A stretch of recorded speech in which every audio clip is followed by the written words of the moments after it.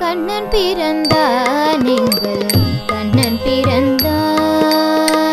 கண்ணன் பிறந்தான் எங்கள் கண்ணன் பிறந்தான். இந்த காற்றதை எட்டு திசையிலும் கூறிடும் கண்ணன் பிறந்தான் எங்கள் கண்ணன் பிறந்தான். இந்த காற்றதை எட்டு திசையிலும் கூறிடும்